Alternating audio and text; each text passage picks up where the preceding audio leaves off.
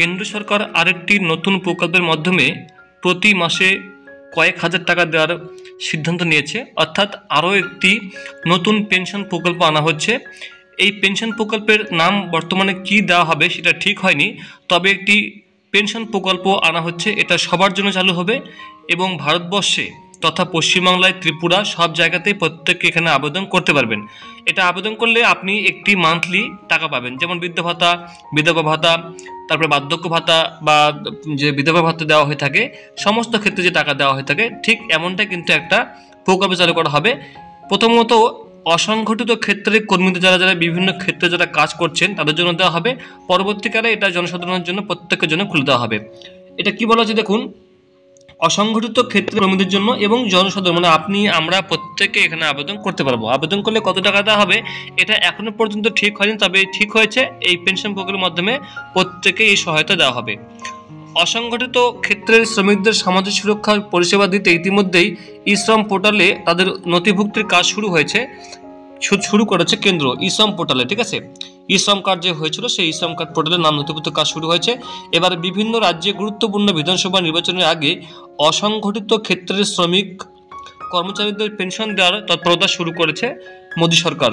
Online delivery কর্মী, gig কর্মচারী, গৃহ পরিচারিকাদের মতো একাধিক ক্ষেত্রে অসংগঠিত ক্ষেত্রের শ্রমিকরা একটি নির্দিষ্ট বয়সের পর থেকে প্রতি মাসে সুনিশ্চিত পেনশন পাবেন। মানে যারা বিভিন্ন ক্ষেত্রে কাজ করছেন, অপরের বাড়ি থেকে বাসা বাড়িতে কাজ করছেন, যারা বিভিন্ন ডেলিভারি বয় রয়েছেন, বা যারা বিভিন্ন ক্ষেত্রে নিজস্ব যারা ফেরারি বিভিন্ন কাজ করছেন, টোটো চালাচ্ছেন, তাদের জন্য এটা বলা হয়েছে। এই লক্ষ্যে ইউনিভার্সাল পেনশন স্কিম অর্থাৎ ইউপিএস চালুর পথে হাঁটতে চলেছে কেন্দ্র সরকার। মানে ইউনিভার্সাল পেনশন স্কিম, এটার নাম সম্ভবত দেওয়া হতে পারে ইউপিএস, ইউনিভার্সাল পেনশন স্কিম এটার নাম হতে পারে।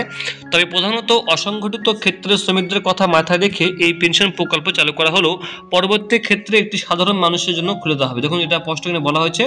প্রথমত বলা হয়েছে অসংগঠিত ক্ষেত্রের শ্রমিকদের জন্য এটা চালু করা হচ্ছে এই পেনশন প্রকল্প, তবে পরবর্তী ক্ষেত্রে এটি সাধারণ মানুষের জন্য খুলে দেওয়া হবে। অর্থাৎ প্রত্যেককে এই টাকাটা আপনারা পাবেন।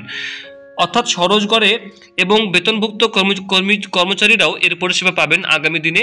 এই সংক্রান্ত যাবতীয় দিশানির্দেশ তৈরির ভার ইতিমধ্যেই শ্রম মন্ত্রকের আওতাধীন কর্মচারী ভবিষ্যৎ নিধি সংগঠনের ইউপিএফ এর উপর ছেড়েছে কেন্দ্র।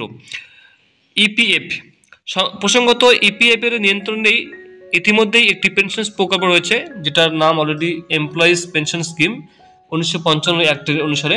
পাশাপাশি আমজনতার জন্য রয়েছে national pension scheme. Universal pension scheme নিয়ে মোদী সরকারের তৎপরতা শুরু হওয়ার পরেই স্বাভাবিকভাবেই প্রশ্ন উঠছে যে তাহলে কি এবার চালু হচ্ছে পেনশন প্রকল্পগুলি ধাপে ধাপে বন্ধ করে দিতে পারে? মানে আগের কথাগুলো বলা হয়েছে, তবে কেন্দ্র সরকার বলছে আগের কোনো পেনশন বন্ধ হবে না। এই নতুন পেনশন প্রকল্প চালু হয়ে গেলে আগের কোনো পেনশন প্রকল্প বন্ধ হবে না, সেগুলোও চলবে, পাশাপাশি এগুলোও কিন্তু চলবে। তাই মন্ত্রকের শীর্ষতম সূত্রে ইউপিএস গ্রাহকদের আশ্বস্ত করে জানানো হয়েছে যে কোনো পেনশন প্রকল্প বন্ধ করা হবে না পুরনোগুলো। ইউনিভার্সাল পেনশন স্কিম প্রবীণ বয়সের আর্থিক স্বনির্ভরতার একটি নবতম সংযোজন হতে চলেছে। মাত্র যার একটি বড় সুবিধা পাবেন অসংগঠিত ক্ষেত্রে শ্রমিক কর্মচারীরা।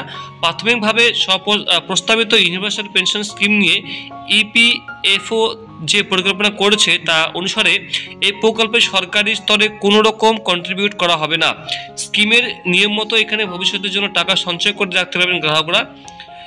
এনপিএস প্রকল্প আদতে একটি ঐচ্ছিক কর্মসূচি, কিন্তু এতে অসংগঠিত ক্ষেত্রের জন্য কোনো পরিষেবা নেই। অন্যদিকে কর্মী পিএফের পেনশন প্রকল্প ইউপিএস এর সুবিধা পান শুধুমাত্র বেসরকারি অসংগঠিত সংস্থা প্রতিষ্ঠানের কর্মীরাই। তো যাই হোক বন্ধুরা, এই ইউনিভার্সাল পেনশন স্কিম আবেদন যখন শুরু হয়ে যাবে, বা অনলাইনে হচ্ছে না অফলাইনে হচ্ছে, সম্ভবত এটা অনলাইনেই হবে। তো কিভাবে আবেদন করতে হবে, কি প্রসেস রয়েছে, সেটা আপনাদেরকে আমি স্টেপ বাই স্টেপ এই ভিডিওর মাধ্যমে চ্যানেলের মাধ্যমে জানিয়ে দেবো। সঙ্গে থাকবেন সাবস্ক্রাইব করে। অসংখ্য ধন্যবাদ।